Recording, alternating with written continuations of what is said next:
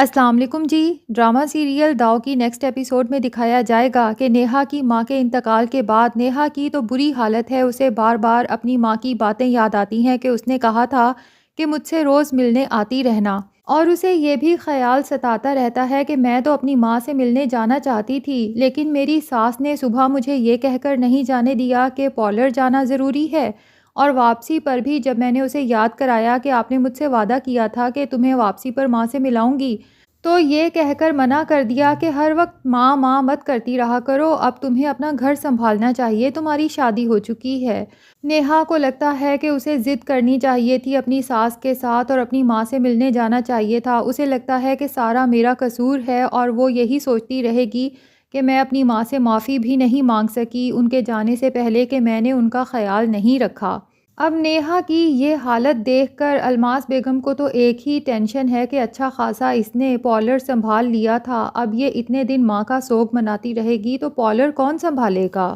تو بظاہر یہی شو کراتی ہیں کہ انہیں نیہا سے بہت ہمدردی ہے اور اسے کہتی ہیں کہ بیٹا جانے والے تو چلے جاتے ہیں، ان کے ساتھ زندگی تو نہیں رک جاتی نا،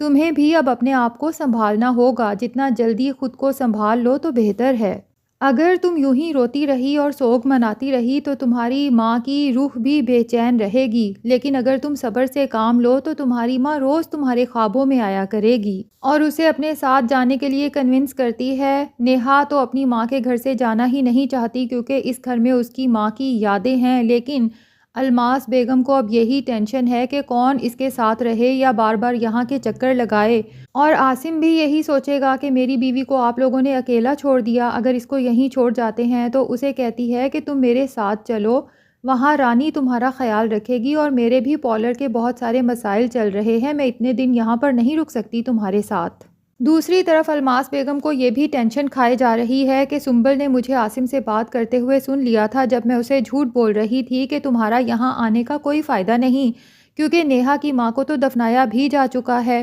اب اسے یہی ہے کہ میں اس بات کو کسی طرح سے کور کر لوں کہ عاصم کے آنے کے بعد اگر سنبل سے اس کی بات بھی ہو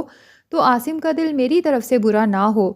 اس لیے اسے فون کر کے کہتی ہے کہ بیٹا تم نے برا تو نہیں منایا کہ میں نے تمہیں یہاں آنے سے روک دیا،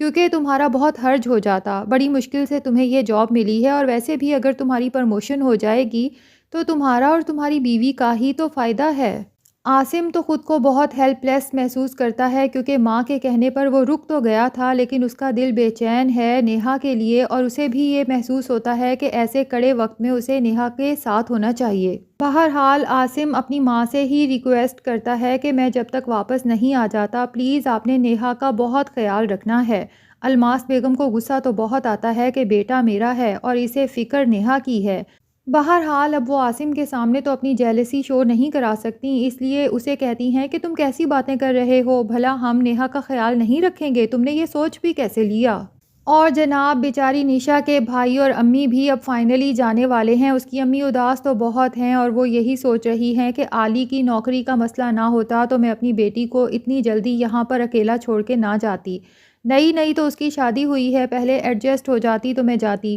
لیکن وہ اپنے دل کو بھی تسلی دیتی ہیں اور نیشا کو بھی تسلی دیتی ہیں کیونکہ ان کو تو یہی لگ رہا ہے کہ سعد اور اس کی ماں تو بہت ہی اچھے لوگ ہمیں مل گئے ہیں، اور انہیں یہی لگتا ہے کہ نیشا ان کے ساتھ بہت خوش رہے گی، کیونکہ اس میں تو کوئی شک نہیں کہ سعد کی ماں تو بہت اچھی ہے، لیکن سعد کی اصلیت تو ابھی ان پر کھلنی ہے، تو تب انہیں پتہ چلے گا کہ یہ اپنی بچی کو کون سے دوزخ میں جھونک کر باہر چلے گئے تھے۔ تو ناظرین آپ کو یہ ڈرامہ کیسا لگتا ہے کمنٹ سیکشن میں اپنی رائے کا اظہار ضرور کریں، اور اگر آپ نے ابھی تک ہمارے چینل کو سبسکرائب نہیں کیا تو پلیز چینل کو بھی سبسکرائب کر لیں۔